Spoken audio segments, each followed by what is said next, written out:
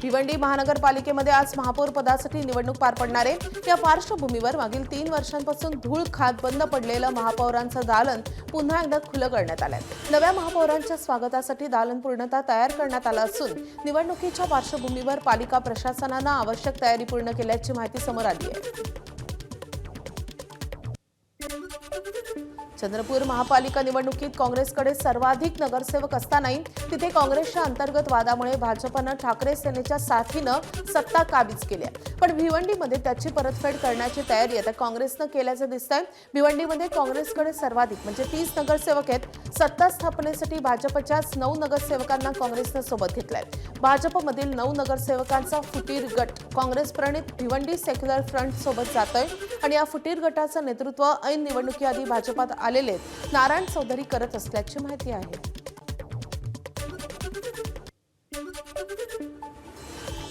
आज पक्षाने नेहा मेहुल पाटीलच्या नावाने उमेदवारी जाहीर केली। मी आज एक डिसिजन घेणार आहे। मी भिवंडी सेक्युलर पार्टीच्या बरोबर चर्चा करणार आहे।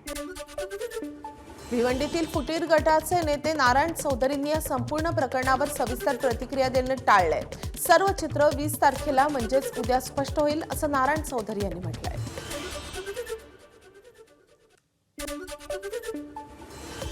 नारायणजी, कसं नेमकं समीकरण असणार आहे? आपल्याला दिसेल बंधू, समीकरण काय असेल ते आपल्याला 20 तारखेला दिसेल। किती नगरसेवक तुमच्या सोबत आहेत? साहेब आम्ही 20 तारखेला आपल्याला दिसेल ना। 9 आहेत की 12 आहेत? साहेब आपल्याला 20 तारखेला समजेल। पक्षांतर बंदीचा कायदा लागू केल्यानंतर भाजप तुमचं नगरसेवक घालू शकते, वाटत नाही का? पक्षाचा जे असेल निर्णय ते आम्ही एक्सेप्ट करू। दरम्यान नारायण चौधरी हे आधी काँग्रेसचेच नगरसेवक होते। त्यांच्या भाजपपासून फारकत घेण्याच्या निर्णयाचं मी स्वागत करतो अशी प्रतिक्रिया काँग्रेसचे प्रदेशाध्यक्ष हर्षवर्धन सपकाळ यांनी दिली आहे। प्रस्ताव वेगवेगळे जे आले त्या वेगवेगळ्या प्रस्तावामध्ये काँग्रेसने आम्ही कुठल्याही प्रकारची तडजोड न करता की आम्ही कुठल्याही पद्धतीने भारतीय जनता पक्षासोबत जाणार नाही, आम्ही कुठल्याही पद्धतीनं शिंदे शिवसेनेसोबत जाणार नाही। भिवंडीमध्ये काँग्रेसच्या नेतृत्वात काँग्रेस प्रणित हे सेक्युलर फ्रंट जे आहे या सेक्युलर फ्रंटमध्ये आम्ही चर्चेकरता तयार होतो। भारतीय जनता पक्षातून कोणी त्याग करून भारतीय जनता पक्षाच्या विचाराचा पक्ष सोडून पक्षाला सोडचिठ्ठी देऊन जर येत असेल तर आम्ही त्यांच्याशी चर्चेकरता तयार आहोत। तोपर्यंत भारतीय जनता पक्ष सोडत नाही किंवा येत नाही या अनुषंगाने आम्ही चर्चा करणार नाही।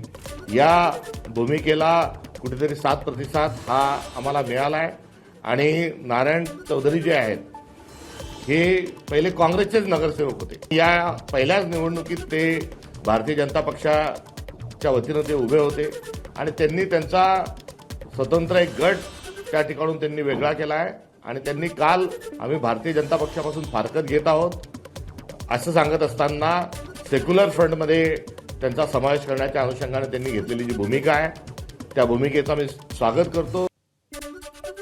भिवंडीमधल्या या परिस्थितीवर भाष्य करणं भाजपचे प्रदेशाध्यक्ष रवींद्र चव्हाण यांनी देखील टाळले। भिवंडीमध्ये जे घडेल ते उद्या घडेल, त्यावर आज बोलून काय फायदा अशी प्रतिक्रिया चव्हाण यांनी दिली आहे।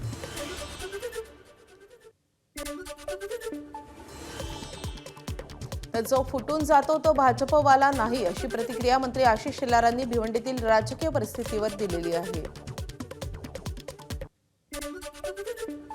मला संपूर्ण या प्रकरणाची माहिती नाही, पण मी एवढं सांगेन, जो फुटून जातो तो भाजपवाला नाही। जो भाजपच्या विचारांशी प्रामाणिक आहे तोच स्वयंसेवक, तोच कार्यकर्ता। आणि म्हणून नेमका भिवंडीच्या प्रकरणातली मी माहिती घेईन, पण जो सर्वसाधारणतः आमच्या विचाराशी फारकत घेतो तो भाजपचा नाही, तो भाजप फुटीर म्हणता येणार नाही, तो आम्हाला सोडून बेदखल झालेला आहे असं मी म्हणेन। प्रदेशाध्यक्ष यावर निर्णय घेतील।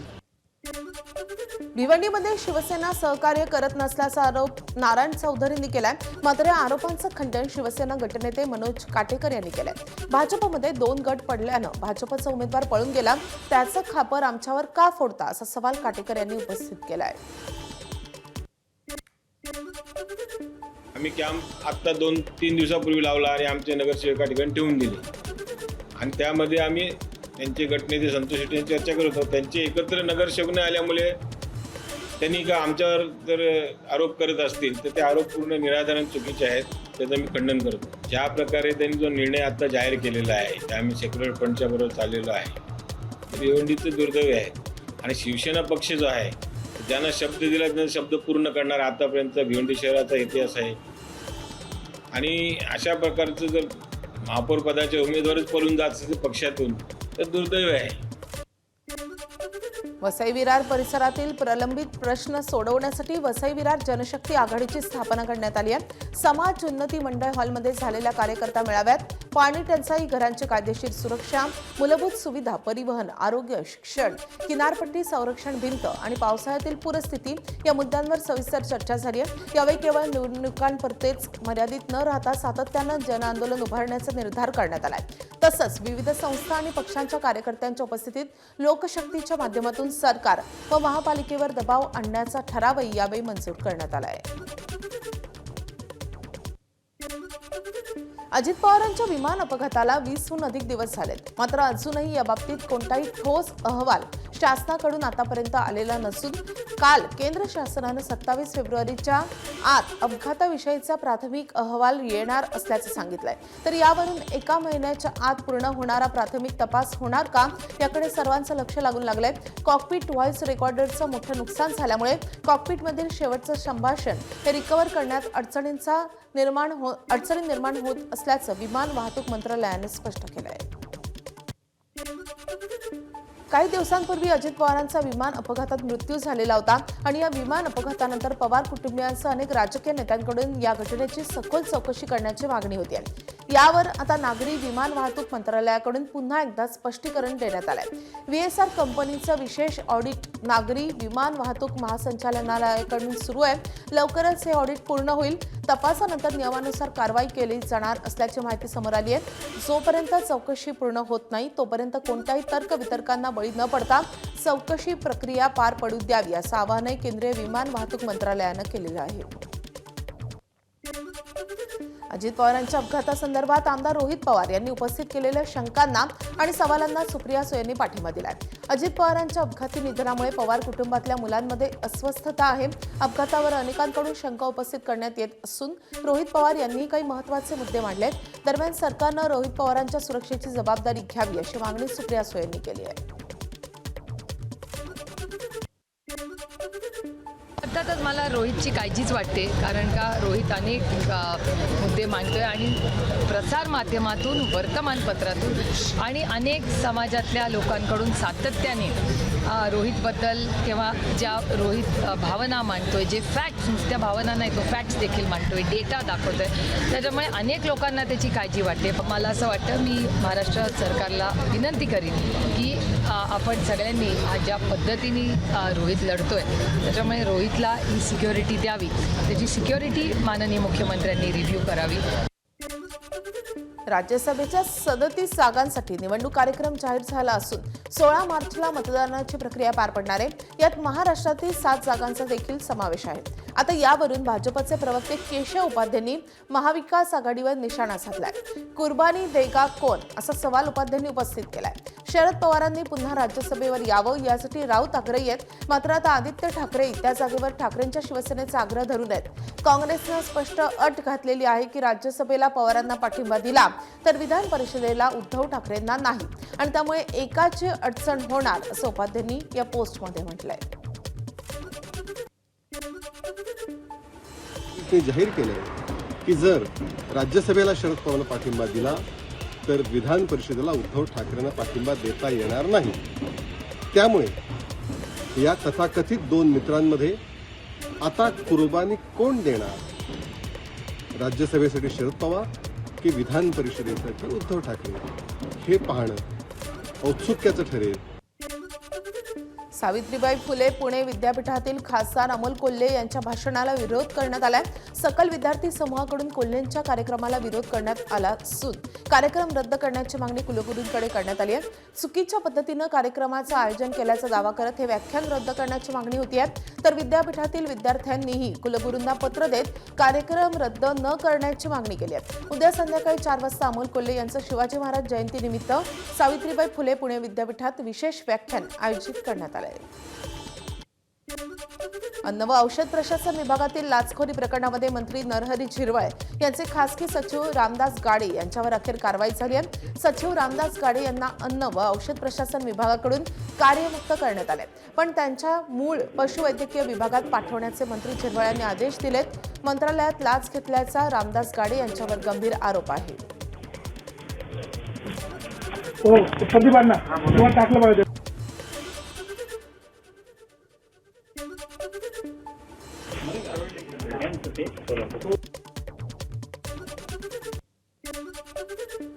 रायगडच्या महाडमधील छबिना उत्सवादरम्यान मंत्री भरत गोगावले यांनी रायगडच्या पालकमंत्री पदाबाबत सूचक विधान केलंय.